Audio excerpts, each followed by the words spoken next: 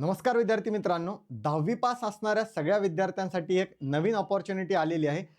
त्याच अपॉर्च्युनिटीच्या बद्दल आपल्याला या व्हिडिओच्या माध्यमातून डिटेल इन्फॉर्मेशन बघायची आहे. नेमकं कोणत्या बँकेमध्ये ही ॲड आलेली आहे, त्याच्यासाठी आपल्याला सिलेक्शन प्रोसिजर काय आहे, एक्झाम पॅटर्न काय आहे आणि इतर डिटेल इन्फॉर्मेशन आपल्याला या व्हिडिओच्या माध्यमातून बघायचे आहेत. तर सगळ्यात महत्त्वाचं सांगितल्याप्रमाणे ॲड आहे 10वी पास विद्यार्थ्यांसाठी, जी की फेडरल बँकमध्ये ही नोटिफिकेशन आलेली आहे. ज्याचं पोस्ट जर बघितली तर आहे ऑफिस असिस्टंट. फेडरल बँकेमध्ये ऑफिस असिस्टंट पदाची ही जाहिरात आहे. यामध्ये आपल्याला एज्युकेशनल क्वालिफिकेशनचा जो पार्ट दिलेला आहे तो फक्त 10वी पास आहे, बट नॉट पास ग्रॅज्युएशन. म्हणजे इथं आपल्याला 10वी 12वी पास विद्यार्थी ग्रॅज्युएशनच्या first year, second year, third इयरला पण असाल तरी चालेल, पण आपलं ग्रॅज्युएशन कंप्लीट झालेलं नाही पाहिजे. ज्या विद्यार्थ्यांचं ग्रॅज्युएशन कंप्लीट झालेलं आहे ते विद्यार्थी याला एलिजिबल नाही आहेत.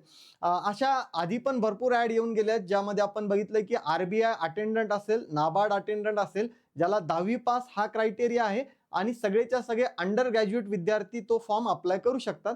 तशीच ही फेडरल बँक असिस्टंटची आपल्याला ऑफिस असिस्टंटची ॲड आहे, ज्यामध्ये 10वी पास हा मिनिमम क्रायटेरिया आहे, पण ग्रॅज्युएशन कंप्लीट झालेलं नाही पाहिजे आपल्याला. त्यानंतर एज क्रायटेरिया हा दिलेला आहे, नॉट बिलो 18 अँड अबो 20. 18च्या खाली एज चालत नाही आणि 20 पेक्षा जास्तही चालत नाही. यामध्ये डेट मेन्शन केलेल्या आहेत 1 डिसेंबर 2005 ते 1 डिसेंबर 2007.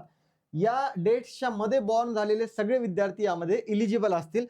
SC ST कॅन्डिडेटसाठी याच्यामध्ये एज रिलॅक्सेशन हे दिलेलं आहे 5 इयर्स, जे की बाकीच्या नोटिफिकेशनमध्ये ज्या पद्धतीने दिलेलं असते तसंच आहे. पण या दोन डेट 1 डिसेंबर 2005 आणि 1 डिसेंबर 2007 या दोन्ही डेटला बॉर्न झालेले विद्यार्थी हे पण, म्हणजे या दोन डेट पण त्याच्यामध्ये इन्क्लूड असतील. तर इन बिटवीन जर बॉर्न झालेले असाल तर आपण त्याच्यासाठी इलिजिबल आहेत. अप्लाय करण्यासाठी आपल्याला डेट दिलेली आहे 8 जानेवारीपर्यंत. आजपासून 8 जानेवारीपर्यंत आपण हा फॉर्म अप्लाय करू शकतो. पुढे बघूया आपण अजून काही डिटेल इन्फॉर्मेशन आहेत. या इन्फॉर्मेशन सोबत आपल्याला ऑफिशियल जे नोटिफिकेशन आलेलं आहे त्यामध्ये पण काय इन्फॉर्मेशन दिली ती बघायची आहे. ऍप्लिकेशनची जी फीस आहे ती जनरल आणि अदर कॅन्डिडेट जे आहेत त्या सगळ्यांसाठी 500 रुपये आहे.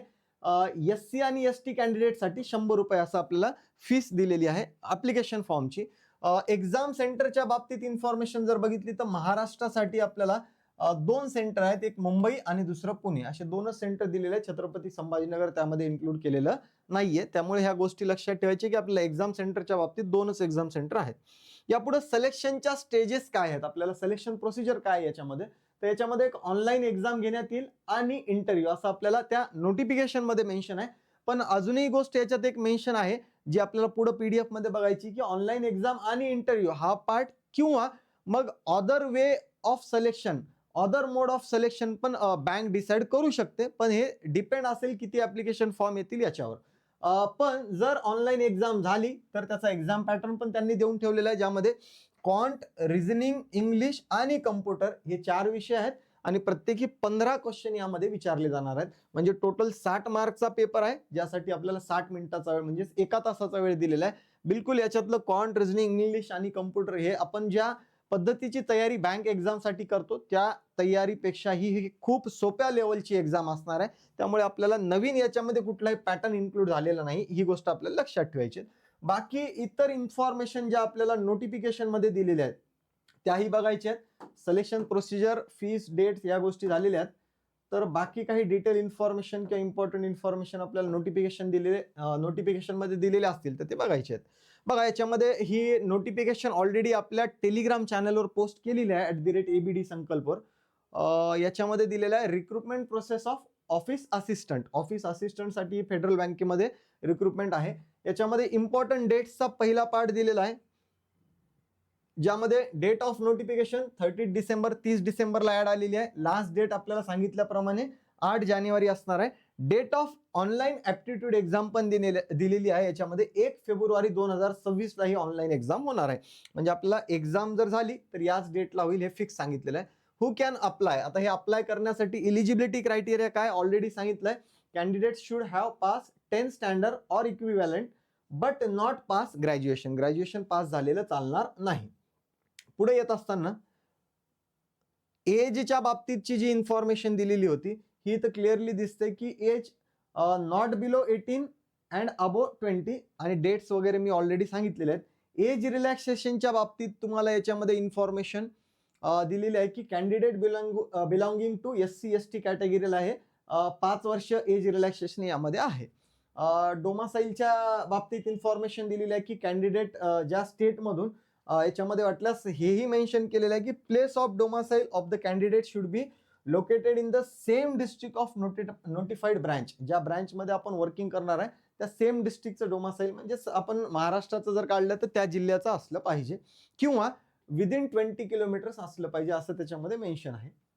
बरं, पुढं डोमासाईलच्या नंतर ट्रेनिंग प्रोग्राम दिलेला आहे. याच्यामध्ये किती दिवसाचा? याच्यामध्ये ॲटलिस्ट 1 मंथचा हा ट्रेनिंग प्रोग्राम असेल जो की मायक्रोसॉफ्ट ऑफिस म्हणजेच कम्प्युटर रिलेटेड जेही वर्क आहे त्यावर डिपेंड हा 1 महिन्याचा बेसिक फाउंडेशन लेवलचा ट्रेनिंग प्रोग्राम असणार आहे. नॅशनॅलिटी इंडियन असले पाहिजे नो डाऊट.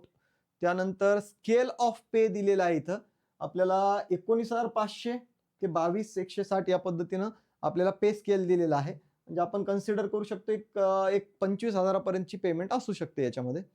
पुढं प्रोबेशन पिरियड दिलेला आहे आपल्याला 6 महिन्याचा. 6 महिने आपल्याला प्रोबेशन पिरियड या ऑफिस असिस्टंटच्या पोस्टसाठी असणार आहे. Location selected candidate shall be posted in any of the branches or offices of the bank. कुठेही आपल्याला हे ट्रान्सफर करू शकतात. हे आपल्याला आपल्या जॉबच्या लोकेशनच्या बाबतीत दिलेलं आहे. ब्रांचेसच्या बाबतीत इन्फॉर्मेशन खाली दिलेली आहे. सिलेक्शन स्टेजेस मी ऑलरेडी सांगितलंय की एक ॲप्टिट्यूड टेस्ट त्यानंतर आपल्याला इंटरव्ह्यू हा पार्ट असेल. महाराष्ट्रासाठी जे मी सांगितलं होतं की ऑलरेडी मुंबई आणि पुणे हे 2च सेंटर आपल्याला अवेलेबल असतील. पुढं अजून काही इम्पॉर्टंट इन्फॉर्मेशन असेल तर आपण बघून घेऊ. पर्सनल इंटरव्ह्यू याच्यामध्ये दिलेला आहे की candidate shortlisted from the centre based online aptitude test only be consider for interview. म्हणजे आपण ऑनलाईन टेस्ट पास झाले असाल तर त्यानंतर आपला इंटरव्ह्यू घेण्यात येईल. त्यानंतर बाकी डिटेल इन्फॉर्मेशन डॉक्युमेंट सबमिशनच्या बाबतीत दिलेलं आहे की आपल्याला डॉक्युमेंट जे सबमिट करायचे आहेत at the time of interview किंवा जॉईनिंगच्या टाइमला यामध्ये 10th मार्कशीट असली पाहिजे. 10th आपल्याला बेसिक सांगितलेलं आपण 10th वर अप्लाय केला असेल तर 10वीच असेल आपलं. जर 12वी आपण त्याच्यामध्ये मेन्शन केलेलं आहे तर आपल्याला 12वी असलं पाहिजे. आणि ग्रॅज्युएशन आपण परस्यू करतोय पण पास झालेलं नाहीये तर मग त्याही डॉक्युमेंट्सला आपल्याला सबमिट करायचे. ॲड्रेस प्रूफ असेल, आधार कार्ड, नंतर पॅन कार्ड या गोष्टी दिलेल्या आहेत. डोमासाईल सर्टिफिकेट आहे. त्यानंतर certificate of Microsoft Office training undergone by candidate ते 1 मंथचं तुमचं हे जॉईनिंगच्या टाइमला 1 मंथचं तुमचं जे ट्रेनिंग झालेलं आहे त्याचं सर्टिफिकेट प्रोव्हाइड करायचं आहे. त्यानंतर प्रूफ ऑफ एक्सपिरियन्स वगैरे याच्यामध्ये आपल्याला एक्सपिरियन्स काय मागितलेलाच नाहीये. Any other document declaration caste certificate SC STचं असेल तर ते आपल्याला प्रोव्हाइड करावं लागेल. रजिस्ट्रेशन प्रोसेसच्या बाबतीत ऑलरेडी सांगितलेलं आपल्याला की बँकच्या वेबसाईटवर आपल्याला जाऊन हे रजिस्ट्रेशन करायचं आहे ज्यामध्ये आपल्याला बाकीचे डॉक्युमेंटच्या डिटेल्स टाकायचे आहेत. ॲप्लिकेशन फीसच्या बाबतीत ऑलरेडी सांगितलंय जनरल आणि अदरसाठी 500 रुपये, SC ST साठी आपल्याला 100 रुपये. पेमेंट ऑफ फीस हे आपल्याला ऑनलाईनच करायची आहे. त्यानंतर डिटेल इन्फॉर्मेशन काही दिलेली आहे का? गाईडलाईन्स एक्झाम पॅटर्नच्या बाबतीत ऑलरेडी सांगितलंय computer, English, logical reasoning, math असं आपल्याला 15 क्वेश्चनची टोटल 60 मार्कचा पेपर असेल. आणि प्रत्येकी आपल्याला इकडं प्रत्येकी नाही कंपोजिट टाइम दिलेला आहे 60 मिनिटाचा. म्हणजे 1 तासाची ही टेस्ट असणार आहे. ऑनलाईन टेस्ट झाली ज्यामध्ये आपण पास झाल्यानंतर आपला इंटरव्ह्यू होणार आहे. त्यानंतर there will be not be any negative marking for wrong answer. म्हणजे आपण सगळेच्या सगळे आन्सर टिक करू शकतो. बाकी अदर इन्स्ट्रक्शन या ॲडमिट कार्ड वगैरे आलेल्या त्यानंतरसाठी आहेत. जनरल इन्स्ट्रक्शन आपल्याला ज्या बाकीच्या बँक्सच्या रिलेटेड असतात तशाच आहेत, वेगळी आपल्याला काही दिलेली नाही. careers@federalbank.co.in मध्ये जर आपण गेलो तर तिथं आपल्याला या गोष्टी अवेलेबल होऊन जातील. तर या गोष्टी आपण लक्षात ठेवायच्या. जेही विद्यार्थी 10वी पास आहेत फक्त ही गोष्ट लक्षात ठेवा की काही जणांना वाटते की 10वी पास असेल तरच अप्लाय करता येते. 10वी पास, 12वी पास, ग्रॅज्युएशनला आहेत आपण तरीही चालते, ग्रॅज्युएशनच्या शेवटच्या वर्षात आहे तरीही चालते. फक्त आपलं ग्रॅज्युएशन कंप्लीट झालेलं नाही पाहिजे. 10वी पास हा मिनिमम क्रायटेरिया आहे.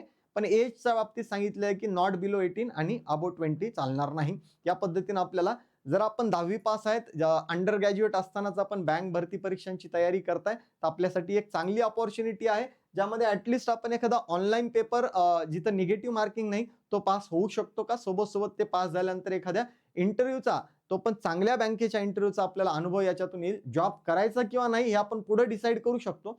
पण सध्या आलेल्या अपॉर्च्युनिटीला आपण फॉर्म भरला पाहिजे. आणि अशाच वेगवेगळ्या नोटिफिकेशनसाठी आपल्याला आपलं हे जे यूट्यूब चॅनल आहे ते आपल्याला सबस्क्राईब करून ठेवायचं आहे आणि सोबत टेलिग्राम चॅनल @ABD संकल्प यालाही सबस्क्राईब करायचे, जेणेकरून येणाऱ्या सगळ्या जाहिरात आपल्याला एका टचमध्ये अवेलेबल होतील. सगळ्यात महत्त्वाचं व्हिडिओ शेवटपर्यंत बघितला यासाठी सगळ्यांचे खूप खूप धन्यवाद.